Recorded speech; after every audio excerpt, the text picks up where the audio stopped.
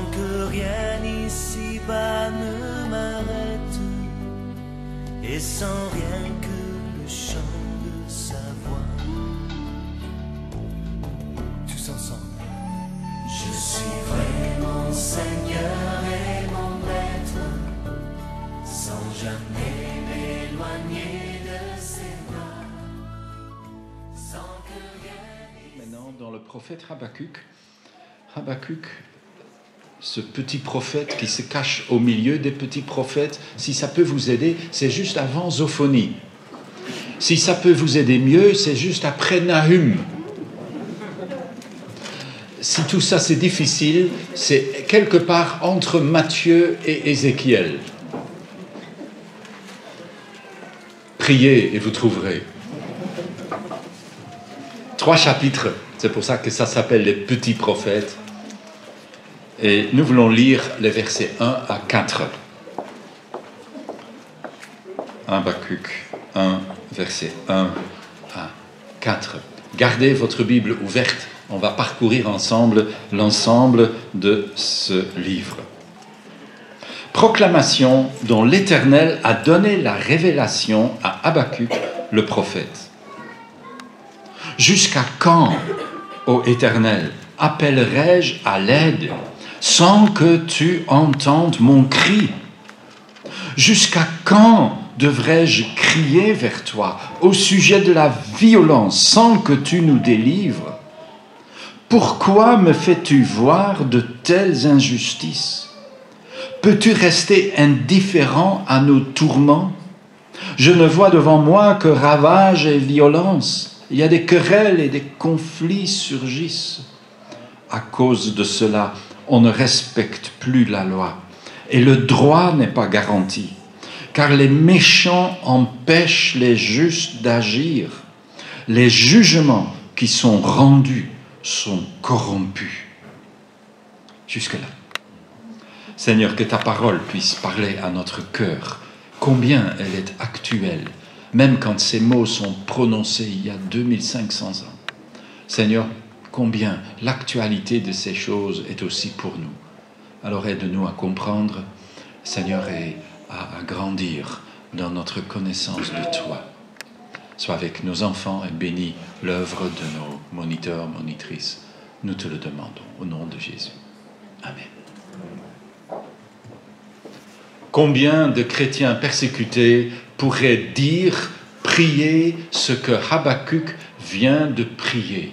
Jusqu'à quand, Seigneur? Combien de fois quelqu'un comme Asia Bibi a dû prier cela dans sa prison? Jusqu'à quand, Seigneur? Pourquoi me fais-tu voir de telles injustices et restes-tu indifférent à mes tourments? Et Dieu ne semble pas réellement répondre. Peu à peu, si vous suivez les index de persécution, vous verriez qu'année après année, la tache rouge et jaune des pays où sévit la persécution augmente. 245 millions de chrétiens vivent sous un régime d'oppression. Quand cela va-t-il s'arrêter? Jusqu'à quand, Éternel? Habakkuk prie et demande à ce que Dieu lui réponde. Souvent, Dieu ne nous répond pas. Nous pouvons passer par toutes sortes de souffrances. Et ça nous arrive bien sûr aussi. C'est peut-être pas grand-chose comparé à ce qui se passe ailleurs dans le monde, et ça nous rend un peu humbles, et ça nous évite de trop nous plaindre. Mais bien sûr que la souffrance, ça existe aussi chez nous. Je pourrais bien comprendre que ma femme, sur son lit, demande « Mais Seigneur, pourquoi ?» Peut-être que le Seigneur lui dit « Tu aurais dû appeler ton mari. » Mais il n'y a pas souvent de réponse. Dieu n'est pas à notre service pour venir « Ah oui, tu m'as demandé pourquoi, je viens, excuse de mon retard. » Ça, c'est pas Dieu, hein? Même les idoles ne font pas ça. Alors, le Dieu des cieux et de la terre, il n'est pas à notre service. Mais à Habakkuk, il donne une réponse. Et après cette réponse, Habakkuk a peut-être dit, « Seigneur, si c'est ainsi, il vaut mieux que tu ne répondes pas. » Parce que la réponse, c'est pas agréable. Voici ce que Dieu lui dit. Verset 5. « Regardez, traîtres, et observez, vous serez stupéfaits, vous serez ébahis, car je vais accomplir en votre temps une œuvre, vous ne le croiriez pas si on vous en parlait. » Et juste au cas où vous vous attendez à quelque chose de merveilleux, le verset suivant, « Je vais faire venir les Chaldéens, peuple féroce et déchaîné, pour prendre possession des demeures d'autrui. Il est terrible et redoutable. » Et Habakkuk se dit, mais Seigneur, c'est quoi ça? C'est pas une réponse. Comment peux-tu donner une réponse pareille? Nous, on voudrait que ça aille mieux et tu dis que ça va empirer. Nous voudrions être délivrés et tu envoies des ennemis pires que nos oppresseurs locaux. Dieu va juger son peuple. Habakkuk est un juif. Et en son temps, après la mort du bon roi Josias, les 3 fils qui vont successivement occuper le trône après sa mort sont des vauriens. Et les choses vont de mal en pire. Des gens, ce sont des jeunes, parce qu'ils sont tout jeunes, qui ne pensent qu'à eux-mêmes, qui sont là parce qu'ils sont heureux d'avoir la position, d'avoir la clé sur le coffre et d'avoir tout le pouvoir ramassé entre leurs mains. Alors, ils sont à l'abri. Qui peut les atteindre? Que les pauvres souffrent, ce n'est pas un problème. Après tout, c'est à ça que servent les pauvres. Il faut bien qu'il y ait quelqu'un qui souffre. Mais c'est comme ça en son temps. Et pas que en son temps. On croirait entendre les actualités. On croirait entendre certaines protestations des gilets jaunes. On croirait entendre certaines personnes qui souffrent et qui ne savent pas comment joindre les 2 bouts dans leur budget mensuel. Et pourtant, on est de plus en plus riche. On dit, j'exagère un tout petit peu, mais pas énormément, on dit que les 25 personnes les plus riches du monde ont presque autant que le reste du monde. Bon, j'exagère un peu, mais pas beaucoup.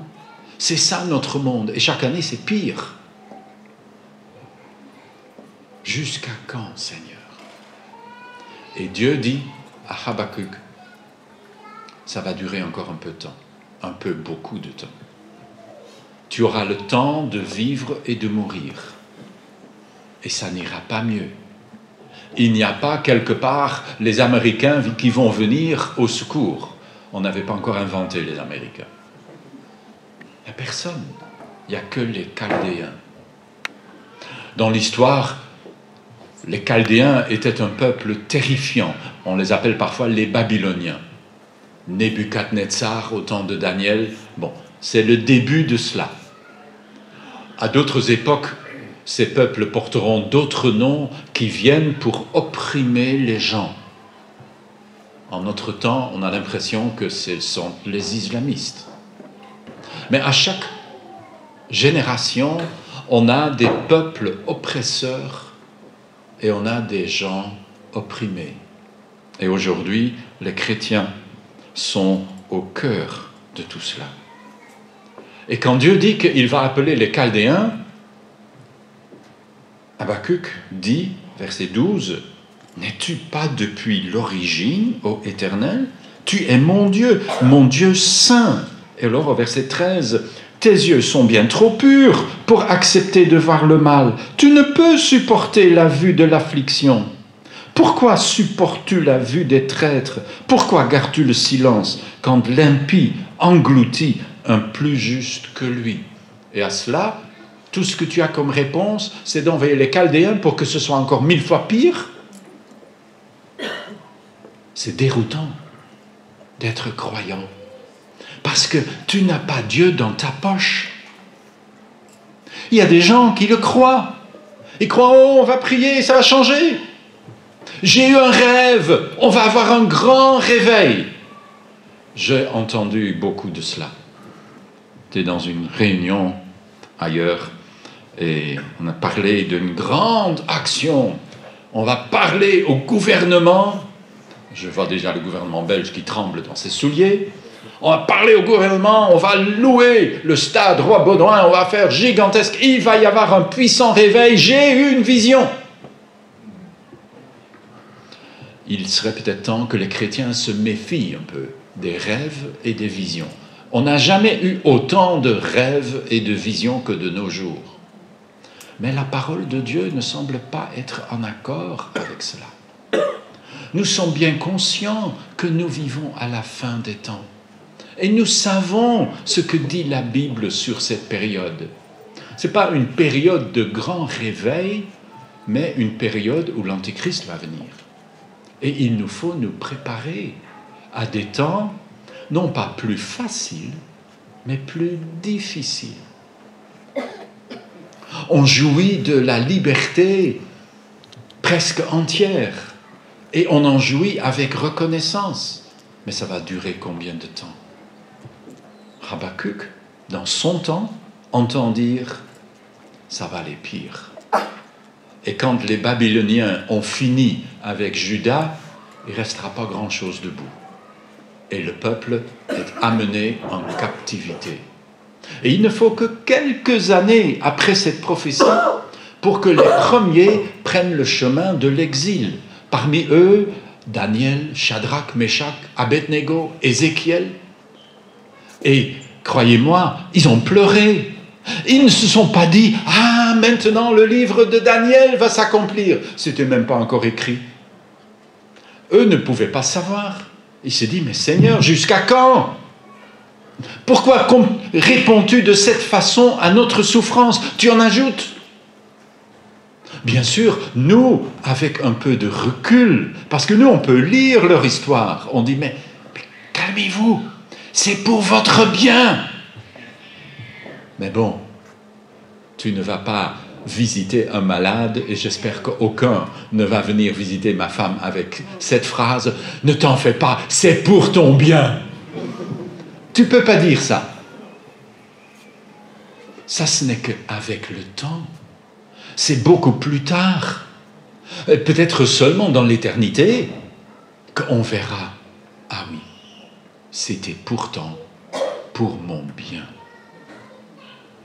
Et peut-être que les chrétiens persécutés un jour diront « C'était pour notre bien ». Parce que Dieu ne perd pas le contrôle. Dieu est terriblement en contrôle. Je vais envoyer les Chaldéens. C'est Dieu qui est le maître de l'histoire. Mais le prophète n'y comprend rien. Comment peux-tu utiliser des gens pires que nous? Ça va déjà pas fort en Juda, parce qu'il y a de l'oppression, mais toi, ta réponse est d'envoyer des gens pires.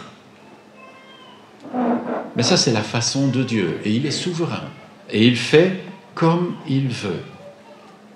Ça veut dire qu'il faut être fataliste. Bon, arrivera ce qui doit arriver. Le fatalisme n'est pas une réponse chrétienne. J'ai déjà dit, rêver de merveilleux avenirs, ce n'est pas non plus vraiment une réponse chrétienne. Habakkuk dit au chapitre 2, verset 1, qui est sa réaction, « Je me tiendrai à mon poste de garde, je resterai debout sur le fort du guetteur, je guetterai pour savoir ce qu'en moi-même Dieu me dira et ce que je répondrai à ma protestation. » Il met sa question devant Dieu. « Seigneur, moi je ne comprends pas. Alors, je vais attendre. » Attendre. Ce n'est pas un vers populaire. Nous sommes la génération du tout de suite. Je vais attendre que tu me donnes une réponse, que toi, en moi, parce que c'est comme ça que le dit le texte, que toi, en moi, tu vas me répondre. Et je vais patienter. Et si ce n'est pas tout de suite, je vais attendre. Je n'ai pas besoin de harceler Dieu pour dire « Seigneur, tu m'oublies ». Dieu sait très bien. Mais Dieu n'est pas soumis à nos agendas. Il a laissé pleurer le peuple d'Israël en Égypte pendant 400 ans. Alors, nous devons apprendre que Dieu n'est pas à notre service. Dieu agit à son rythme. Et qu'on l'aime ou qu'on ne l'aime pas, qu'on apprécie cela ou non, ça ne changera pas. Nous devons patienter. La question de Habakkuk est, mais Seigneur, est-ce que tu as changé? Est-ce que tu cautionnes le mal? Toi, tu envoies les Babyloniens pour faire pire? Est-ce que tu n'es plus le Dieu saint que je connais? Est-ce que Dieu répond? Oui, Dieu répond. Combien de temps a-t-il attendu? On n'en sait rien et ce n'est pas important. Il a probablement attendu. Et puis nous lisons au chapitre 2, verset 2, « L'Éternel répond. » Écris cette révélation, grave-la sur des tablettes, écris-la clairement pour que chaque lecteur la lise couramment, car c'est une révélation qui porte sur un temps fixé, qui parle... J'ose guère lire ça. Habakkuk a dû frémir, qui parle de la fin. Autrement dit, Dieu dit, c'est pas pour demain. Si tu avais espéré une solution demain, c'est raté. Ça va durer. Mais elle n'est pas mensongère. Si même il faut attendre que vienne l'Éternel, attends-le patiemment, car il vient sûrement et il ne tardera pas. Si quelqu'un flanche, il n'est pas droit de cœur, mais le juste vivra grâce à la foi. Ça, c'est la première réponse de Dieu. Il y a une deuxième réponse dans les versets qui suivent. Sa première réponse s'adresse à Habakkuk et aux croyants en Juda. Parce qu'il y a encore des croyants, des gens qui restent fidèles au Dieu de la Bible. La réponse à eux, c'est « Soyez patients et ayez foi ». Ces versets sont cités dans le Nouveau Testament. La dernière ligne à plusieurs reprises. C'est la phrase clé, par exemple, de la lettre aux Romains. « Le juste vivra par la foi ». On n'aime plus cette réponse aujourd'hui. Aujourd'hui, on voudrait changer et dire « le juste vivra par ses émotions ». Il vivra par ce qu'il voit, parce qu'il sent, parce que ça vibre, parce que ça frissonne. Il y a quelque chose qui se passe. Non, non, non. Le juste vivra par la foi. La foi, c'est le contraire de la vue. Quand tu ne vois rien et que tu désespères, c'est là que s'exerce la foi. Seigneur, je te fais confiance. Je ne vois rien venir. Je n'ai pas l'impression que ça s'arrange. J'ai l'impression que ça s'empire. Mais je sais que je peux te faire confiance. Le juste vivra par la foi. Habakkuk, dans sa prophétie, comme beaucoup de prophètes, est envoyé vers la fin, à une durée inconnue. Aujourd'hui, ça fait 2500 ans. À cette fin de temps, quand Dieu interviendra, attendez que vienne l'Éternel. Dans le Nouveau Testament, la lettre aux Hébreux reprend ce même texte en disant, et c'est sur l'affiche qui est sur le pilier, encore un peu de temps, tout petit peu de temps, et celui qui doit venir viendra. Il ne tardera pas. Celui qui est juste à mes yeux vivra par la foi. Autrement dit, ce n'est pas de la venue de Jésus à Noël que Dieu parle à Habakkuk, mais de sa venue ultérieurement, quand il reviendra pour établir son règne de justice et de paix. Encore futur aujourd'hui. Dieu envoie ses enfants au long cours. Ne pensez pas que vous aurez des réponses encore aujourd'hui. Nos prières sont parfois comme ça. Seigneur, s'il te plaît, réponds-moi si possible tout de suite. Mais Dieu n'est pas comme ça, que très rarement. Tellement rarement qu'on n'a peut-être même plus souvenir. En général, ça dure plus de temps. Nous devons exercer notre foi, exercer comme les soldats s'exercent, répéter les mêmes mouvements jusqu'à ce que c'est drillé dedans. Tu as besoin de foi. Tu ne verras pas nécessairement. Est-ce que nous sommes la génération qui verra le retour de Jésus? Juste au cas où vous dites « Oh, peut-être bien !» Dites-vous bien, dans ce cas-là, vous verrez d'abord l'Antichrist. Seigneur, viens plus tard. Mais nous sommes comme ça. Habakkuk partage nos sentiments. Il dira, et on va le lire tout à l'heure, il dit, j'ai peur de ce qui va arriver. Mais Seigneur, ça doit arriver. Alors, s'il te plaît, agis comme tu as dit, même si ça me fait peur. Puis deuxièmement, Dieu va parler aux païens, aux Chaldéens, à ceux qui viennent opprimer ceux qui aiment Dieu. Et quand vous regardez dans le texte, si vous l'avez toujours ouvert devant vous, à partir du verset 5, vous avez peut-être même un petit titre qui vous dit « Les 5 malheurs ». Et vous verrez qu'il y a 5 fois le mot « malheur ». Verset 6, verset 9, verset 12, verset 15 et verset 19. 5 fois, Dieu prononce le malheur sur les peuples païens qui oppriment les croyants. Si Dieu appelle lui-même les Chaldéens, ce n'est pas sa dernière parole, c'est son avant-dernière parole. Il aura lui-même la dernière parole. Ce ne sont pas les mauvais et les méchants qui vont avoir le dessus. Tôt ou tard, ce sera l'inverse. Et regardez dans l'histoire, combien de peuples puissants ont péri et ont disparu totalement de la scène. Où sont les Babyloniens? Archéologie. Même pas l'histoire, l'archéologie.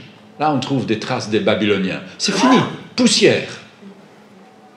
Et on peut énumérer ainsi peuple après peuple, menace après menace. Est-ce que les islamistes auront le dernier mot? Mais non, ça aussi va passer. Comme les communistes ont passé. J'ai lu un commentaire sur Habakkuk écrit en 1953 par un homme de Dieu anglais. Très bien, très bien. C'est rempli de la menace communiste. C'est fini. Il n'y a plus de menace communiste. Oui, il y a encore le PTB. C'est des communistes, il ne faut pas oublier. Juste avant que vous pensiez voter pour eux, dites-vous bien, c'est des communistes. C'est des gens anti-Dieu. Donc, réfléchissez quand même un tout petit peu. Bon, fini la page électorale. Il y a encore des communistes. La Corée du Nord est toujours numéro 1 sur l'index mondial des persécutions. Donc ce n'est pas fini. Mais ce n'est plus comme avant. La guerre froide a pris fin. Et donc c'est la fin de nos problèmes? Mais non. Il y en a d'autres qui ont pris la place. Et c'est pas mieux. Et les 5 malheurs de Habakkuk, que Dieu dit à Habakkuk, nous renseignent sur cela.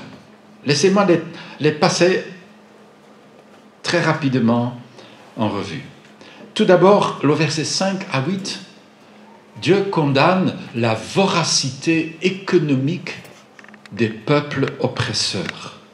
Par exemple, au verset 6, « Malheur à lui, car il amasse des richesses qui ne sont pas à lui. Jusqu'à quand cela va-t-il durer? Il accumule un lourd fardeau de dettes. Tes créanciers ne surgiront-ils pas soudain? Ils se réveilleront pour te faire trembler, et tu seras mis au pillage par eux. » Nous connaissons cela, je l'ai dit, des riches qui deviennent de plus en plus riches, d'une façon orgueilleuse et détestable. Vous êtes sans doute comme moi, après faillite prononcée par les actionnaires parce qu'ils ne gagnent plus assez. Alors on met les gens au chômage, c'est pas grave, ça compte que pour du beurre. Et on n'a rien contre cela. On devrait abolir, je pense, l'actionnariat. Ça veut dire abolir la bourse. Vous croyez vraiment que ça va arriver? Pas tant que le Messie n'est pas de retour, je crains. Mais c'est ce qu'on devrait faire. Parce que ce n'est pas normal qu'il y a des gens qui ont des milliards à ne pas savoir compter. Ah, ils savent toujours les compter, croyez-moi. Et qu'il y a d'autres, par milliers et millions, qui ont à peine 1 euro par jour. C'est pas normal. Mais Dieu prononce son malheur. Ça va terminer. Et ceux qui amassent sont dans de très mauvais draps. Au verset 9 à 11, le cynisme égoïste. Lisez-la, ne fût-ce qu'au verset 9. Malheur à qui amasse un profit malhonnête pour toute sa famille, cherche ainsi à établir son nid sur les hauteurs pour le mettre à l'abri de tout malheur. Que c'est actuel. Bien sûr, ce n'est pas un nid sur les hauteurs. Aujourd'hui, on parle autrement. Aujourd'hui, on parle qu'on a un nid douillet dans les paradis financiers, où on est à l'abri du fisc et où on peut jouir de son argent. Mais Dieu dit, et vous croyez que votre abri va être suffisant? Même si vous vous réfugiez à la fin jusqu'au bout du monde, Dieu vous retrouvera. Non, il n'y a pas d'abri. Il n'y a qu'un seul abri valable. Et ça, c'est celui qui prend l'Éternel, le Dieu d'Israël, pour abri. Exemple, pensez au Shah d'Iran. On parle beaucoup d'Iran. Jamais en bien, parce que malheureusement, il n'y a rien de bien qui s'y fait, on dirait. Le Shah d'Iran, l'homme le plus riche de son temps, des millions et des milliards. Il a été chassé de son pays. Il a perdu une bonne partie de sa richesse et il n'a même pas pu pourvoir convenablement dans la subsistance de sa veuve. Je pense que je pourrais probablement mieux faire que ça. Mao Tse-tung, l'empereur d'un milliard de Chinois, qu'est-ce que vous pensez qu'il a pu garantir à sa veuve? Rien. Elle était tombée en disgrâce. Même que le portrait de son mari était sur le palais à Pékin, elle était dans l'oubli. Il n'y a pas d'abri en dehors du Dieu de la Bible. Nous le savons, mais parfois l'ennemi voudrait qu'on l'oublie. Mobutu, je descends un peu d'échelle, à côté du Shah d'Iran et de Mao Tse-tung. Mais bon, Mobutu, le jour est venu où Dieu a dit « fini ». Quel était son prénom? Je ne sais même plus.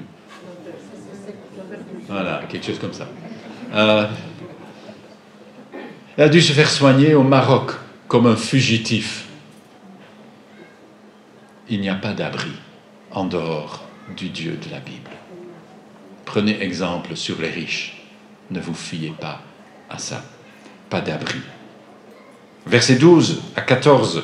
Malheur à ceux qui bâtissent la ville sur le sang versé. La société bâtit sur le sang de ceux qui souffrent. Que ce soit le sang des bébés avortés par milliers et millions, que ce soit le sang des gens qu'on euthanasie parce qu'on n'a plus besoin d'eux, que ce soit le sang des peuples qu'on opprime. Une civilisation bâtie sur le sang n'a pas d'avenir. Et tout au long de l'histoire, on le réapprend à nouveau et puis on l'oublie à nouveau. Verset 15, le mépris de son prochain. Malheur à toi qui force ton voisin à boire, qui vide ton outre jusqu'à l'ivresse. Quand j'étais aumônier à Lantin, à la prison, on savait bien qu'il y avait pas mal de drogues qui circulaient à la prison. C'était interdit, bien sûr, mais c'était toléré. Pourquoi? Comme je pense encore aujourd'hui. Parce qu'un prisonnier drogué est un prisonnier tranquille. Et croyez-vous que c'est seulement à la prison? Dans notre société, donner au peuple le divertissement qu'il veut, le sport, les concerts, du pain sur la table, et vous n'avez pas de problème. Vous passerez toutes les lois que vous voulez. De toute façon, le peuple dort. Le peuple est comme empoisonné. Et ça devient même très moderne, un peu plus loin. Laissez-moi lire verset 17. Tu seras submergé par la violence même que tu as exercée, la violence même que tu as exercée contre la forêt du Liban. Le massacre des animaux retombera sur toi. C'est pas un texte pour Gaïa, mais c'est pour dire que il y a des tas de gens qui ne voient que la destruction de cette planète. Non pas par le CO2. Le CO2 est un gaz essentiel de la vie. Ce n'est pas notre ennemi, c'est notre ami. Et ce n'est pas le peu de CO2 qui sort de nos diesels qui va changer le climat. Ça, c'est une toute autre question. Mais la destruction de notre monde par des gens qui ne regardent à rien, regardez les poubelles qu'on a fait des mers et des océans, ça c'est honteux. Et chaque fois qu'on voit jeter quelque chose, on devrait frémir. Et malheur si c'est nous qui jetons, comme ce gentil automobiliste qui était devant moi hier, et je vois venir, oh là là, la fenêtre, ça marchait bien. Et la saleté qui sort, des cochons. Non, ça serait insultant pour les cochons. C'est pire que ça. Nous ne pouvons pas détruire la terre que Dieu nous a donnée pour la garder, pour la conserver, pour prendre soin d'elle. Nous ne pouvons pas détruire ce monde par notre consommation excessive. Nous devons être responsables et modérés. Et puis, pourquoi est-ce que les gens agissent? Vous savez, il n'y a pas de société sans ces dieux. Et c'est toujours les dieux qui déterminent le comportement. Les dieux qui réduisent l'humanité à l'état d'esclave. Notre société a ses esclaves. C'est l'argent pour les uns. Parce que si tu n'as pas la foi, il ne reste que le fric. L'argent, quel mauvais maître, quel esclavagiste. Mais il n'y a pas que l'argent. Notre monde, chaque monde, a ses dieux. Quand on parle aujourd'hui de Dame Nature, s'il vous plaît, avec majuscule, ne parle-t-on pas d'une nouvelle déesse qui rend esclaves les gens par milliers et par millions? Parce qu'aujourd'hui, il faut bien sûr être prudent. On ne peut plus consommer comme avant, on ne peut plus brûler des moteurs comme avant. Alors dans les pays pauvres, mais c'est tant pis pour eux. Mais c'est fini. Les seuls qui peuvent consommer librement, c'est les écologistes qui peuvent venir par avion entier dans les conférences. Là, ce n'est pas de la pollution apparemment. Chaque ère a ses dieux. Mais notre Dieu est... Le prophète termine avec cela au verset 20. L'Éternel, lui, se tient dans son saint temple, que le monde entier fasse silence devant lui. Le vrai pouvoir est là. Les idoles sont des idoles, des faux dieux. Alors, au chapitre 3, Habakkuk se met à prier encore. Et en fait, c'est un psaume. Si vous lisez le chapitre 3, Il suffit de regarder dans vos Bibles, ça commence comme dans le livre des psaumes, prière d'Habakkuk, en forme de complainte, et puis à la fin, tout à fait à la fin, pour le chef des musiciens à chanter, etc. Comme dans le livre des psaumes. Sauf que là, on a un peu confondu les choses et on a mis les titres au chef des chantres, etc., au début du psaume. Mais ça appartient en fait à la fin du psaume précédent, je pense. Mais bon, ça c'est du détail. Un psaume comme dans le livre des psaumes. Pas du beau, pas du « Seigneur, je te loue, tout va bien ». Ça, c'est pas prier. Ça ne va pas bien. Alors Habakkuk le dit. Ô Éternel, j'ai entendu ce que tu viens de proclamer. J'ai peur, je suis effrayé devant ton œuvre, ô Éternel. Dans le cours des années, pourtant, accomplis-la. Fais-la connaître. Et dans ton indignation, rappelle-toi d'être clément. En une ligne, il a presque tout dit. J'ai peur. Parce que ce qui va arriver est terrifiant. Je ne suis pas rassuré. Je dis, oh, c'est rien, je suis croyant. J'ai peur. Qui n'aurait pas peur quand il sent venir la persécution? Croyez-vous que les chrétiens persécutés n'ont jamais peur? Bien sûr qu'on a peur parfois. Je suis effrayé, dit le prophète, devant ton œuvre. Mais pourtant, fais ça. Fais ton œuvre. Parce qu'il n'y a pas d'espoir si toi, tu ne fais pas ton œuvre. Parce que ce n'est qu'au bout de cela qu'il y aura la délivrance. Alors, Dieu arrive. Dieu arrive, verset 3, c'est un peu poétique, mais on comprend bien. Dieu arrive de Théman.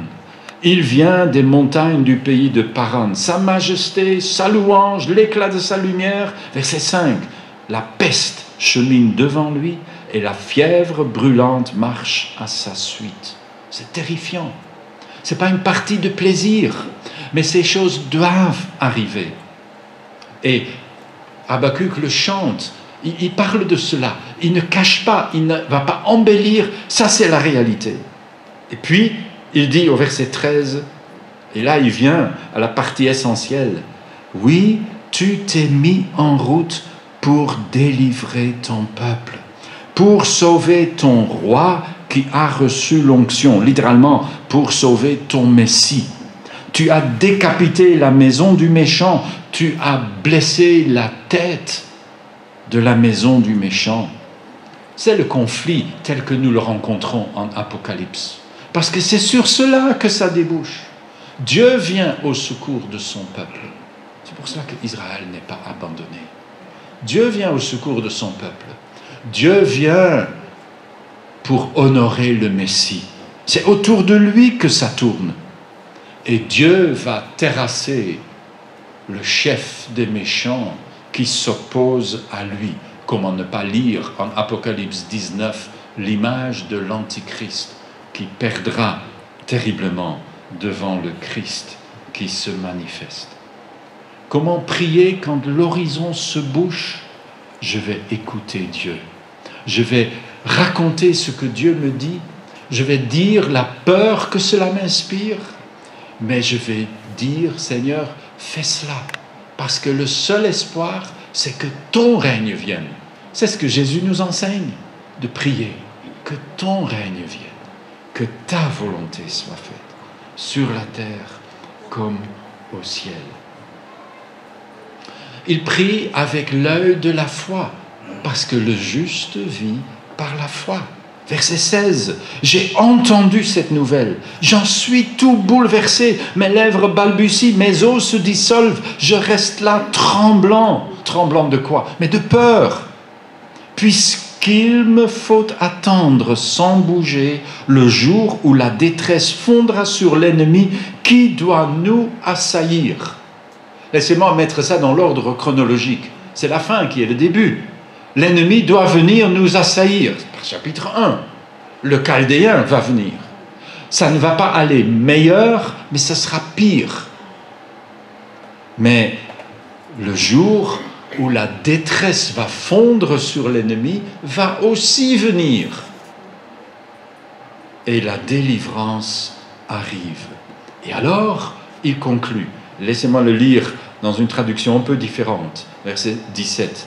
Car même si le figuier ne devait pas fleurir, qu'il n'y ait plus de raisins dans les vignes, que le fruit de l'olivier trompe les espoirs, que les champs ne produisent plus de pain à manger, que les moutons et les chèvres disparaissent de leur enclos, et qu'il n'y ait plus de bœufs dans les étables, même si tout doit foirer, même s'il n'y a plus d'espoir, cependant, moi, c'est à cause de l'Éternel que je veux me réjouir.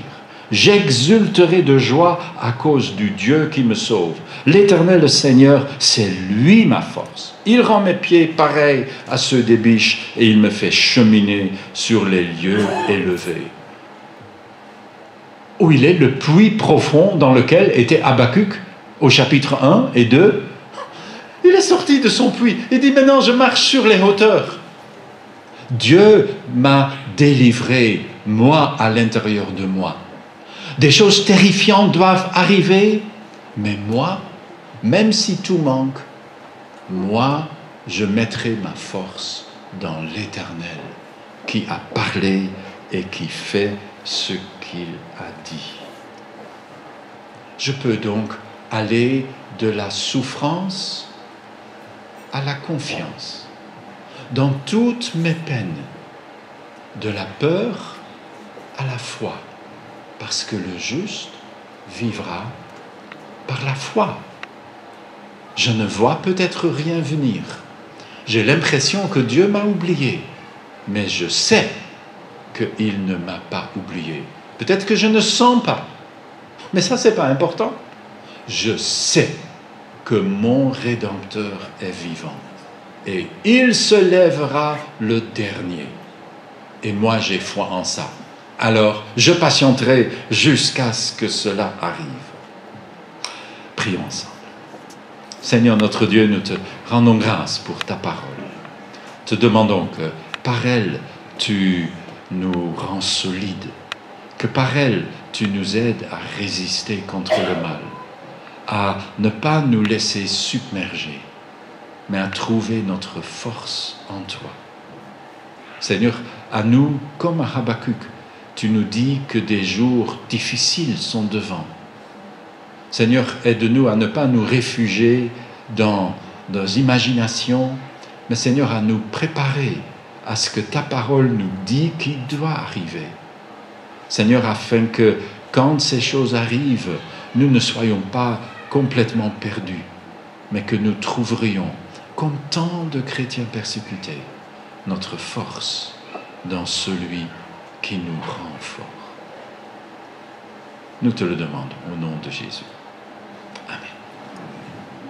Allons chanter ensemble dans le cantique suivant. « Qu'en toi je vive, Seigneur, de mon cœur, qu'en moi tu vives, en tout le vainqueur. Toi, mon vrai Père, et moi, ton enfant. Qu'en toi je demeure, en ton amour constant. » On nous lever pour cela.